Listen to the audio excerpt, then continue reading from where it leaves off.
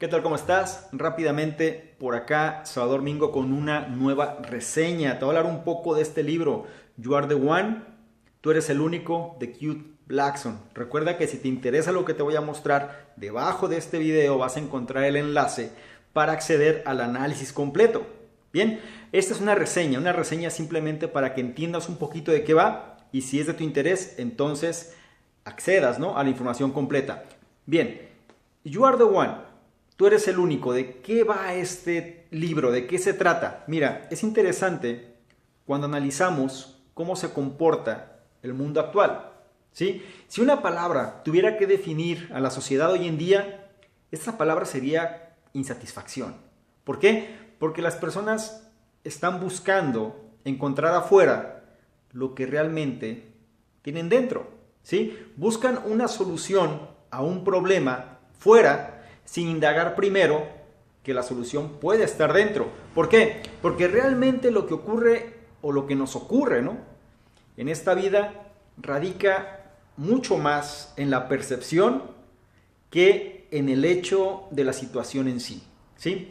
Si nosotros percibimos las cosas de una manera, o más bien percibimos las cosas basado en nuestras experiencias, basado en el entorno, basado en las situaciones que nos ocurrieron, y eso nos hace ver una situación de diferente manera. Puede ser la misma situación para dos personas, pero cada quien lo va a ver con los anteojos, ¿sí?, que su propia experiencia les genera, y esto hace que la realidad sea subjetiva.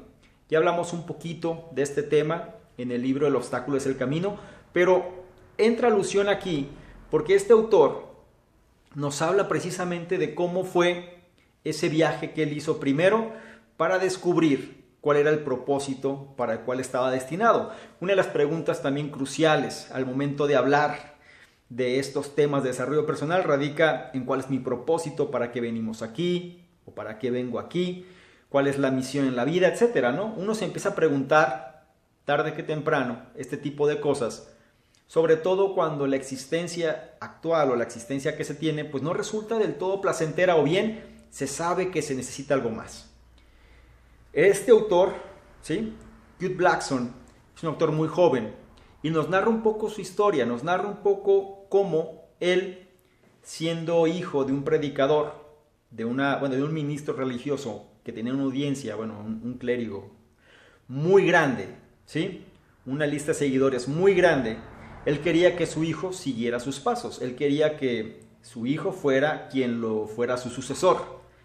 El hijo, en este caso el autor, pues empieza a dar algunas pláticas, empieza a hablar con esta congregación, con toda esta audiencia, y se daba cuenta que era increíble el poder que tenía él, o la responsabilidad que se le había adquirido a él, para tratar de instruir o para tratar de guiar a toda esta comunidad. Pero él se dio cuenta de algo: no era lo que él quería, no era realmente la intención de seguir los pasos de su padre. Y eso al final generó un conflicto enorme. ¿Por qué? Porque él sintió que defraudó, en este caso a su padre, a su familia, enormemente.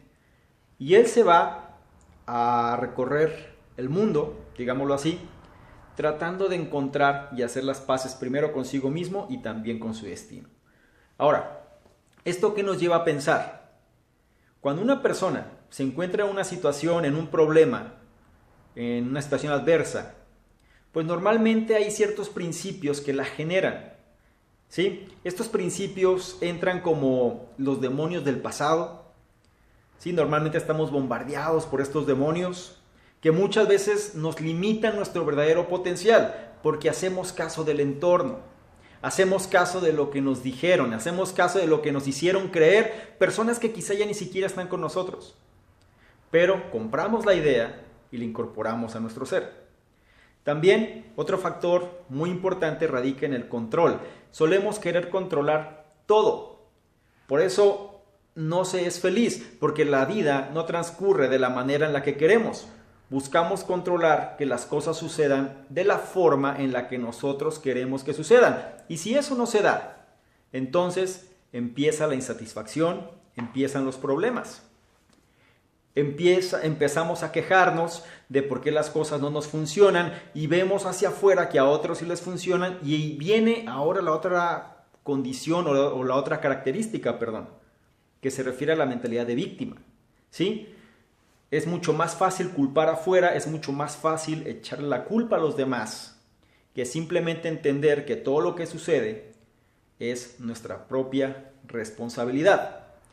En este libro se hablan de varios puntos, te voy a hablar de 2, quizá 3 de ellos, sobre todo para captar tu interés primero y si así lo decides, entonces accedas a la información completa.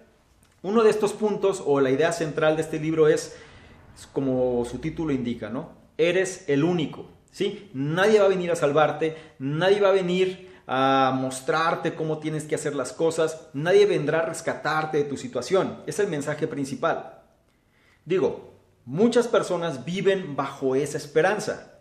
Muchas personas siempre están esperando un golpe de suerte para que su situación cambie o tienen todas sus esperanzas puestas en algo que si eso sucede, pues piensan que con eso su vida va a cambiar. Ese algo puede ser una persona, ese algo puede ser una cosa, ¿sí? Tan simple como comprar un boleto de lotería y pensar que me lo voy a ganar. O sea, es como poner tus esperanzas en algo, ¿no? Tan simple como invertir en un negocio con una persona y pensar que esta persona va a hacer que las cosas sucedan y nos resulten favorables para nosotros. Es decir, delegar nuestra responsabilidad hacia terceros es lo que genera el problema. Recuerda, tú eres el único, tú eres la única. Y está en ti, en lo que ya tienes, en los atributos que ya tienes actualmente, el cambiar o el generar eso que deseas. Dice algo importante, el mundo no te debe nada, ¿sí? Al contrario, tú le debes al mundo. Quizá, muy posiblemente el mundo no te va a dar, o la vida más bien no te va a dar eso que deseas, pero tú sí puedes darle a la vida quien eres. Y entonces, la situación empieza a cambiar. ¿Sí? La forma de ver las cosas empiezan a cambiar porque ya no te enfocas nada más en pedir o tratar de recibir, sino empiezas a hacer el switch hacia el dar. Y cuando tú das es cuando empiezas a recibir. Es algo que ya se sabe. Quizá esto no sea nada nuevo, quizá esto no sea un cambio relevante, ¿no? Si me estás escuchando, si ya estás adentrado en estos temas. Pero la realidad es que muy poca gente lo hace o muy poca gente lo comprende. Otro punto interesante habla de las creencias asesinas. ¿Sí? Solemos nosotros estar tan condicionados por lo que el entorno nos hizo que muchas veces nos ponemos un disfraz o nos colocamos algo para entonces empatar con eso que el entorno nos hizo creer. Entorno pueden ser tus padres, entorno puede ser tus amigos, puede ser tu trabajo, puede ser tu escuela, puede ser lo que sea, ¿sí? De tal forma que uno se compra la idea, la incorpora dentro de sí y empieza a actuar de esa forma. Son las creencias asesinas lo que nosotros tenemos que enfocarnos, ¿sí? Es decir, si realmente queremos descubrir nuestro propósito, no podemos estar bajo ese vaivén, no podemos estar simplemente siguiendo los lineamientos de terceros para cumplir expectativas de otros, para simplemente satisfacer necesidades que ni siquiera son nuestras. Otro aspecto relevante, y sobre todo que nos hace pensar o nos hace replantearnos la situación, es precisamente sobre el control. Pensamos que nosotros tenemos que controlar las cosas. Es decir, la adicción más grande del ser humano es esa necesidad de control. Es esa necesidad, por hacer que las cosas sucedan de la manera en la que queremos que sucedan. Y hay quien dice, es que eso es la voluntad que tenemos, es algo que el ser humano tiene, es un derecho que el ser humano se le da, ¿sí? Y que es algo que tiene que hacer. Pero la verdad es que entre más tratamos de controlar, menos control tenemos de la situación. Hay cosas que podemos controlar y cosas que no. Todo lo que está fuera de nosotros, ¿sí? Las situaciones, los factores, el entorno, nada de eso podemos controlar, pero sí podemos controlar lo que está dentro de nosotros, nuestras reacciones, nuestras actitudes, nuestros pensamientos, ¿sí? La mente tendría que estar a nuestro servicio y no al revés. Uno de los problemas principales radica en que muchas veces la mente, el cerebro, toda esta esa capacidad increíble que tenemos nos somete a su control. Esos pensamientos que nos atormentan, esos demonios del pasado, esas creencias limitantes, y les hacemos caso. Y tiene que ser al revés. Un aliado increíble en la vida es precisamente la mente. Puede ser el peor de los verdugos o el mejor de los aliados. Depende de cada persona saber en qué posición la va a colocar. Y bien, no me quiero extender demasiado, te hablé de 2-3 puntos principales. Si te interesa saber más de qué forma tratar de tener el estado mental correcto, sobre todo para que los pensamientos que se tengan funcionen a nuestro favor, y entonces empezar a redescubrirnos primero sobre quiénes somos, y entonces empezar a marcar la pauta del propósito que tenemos, te invito a que accedas al análisis completo debajo de este video. Y todavía mejor, si el análisis te gustó, pues entonces adquiere el libro y complementa toda esta versión que te doy con tu propia o con tu propio veredicto. Bien, sin más por el pronto me despido. Soy Salvador Mingo y nos vemos en una próxima reseña. Chao.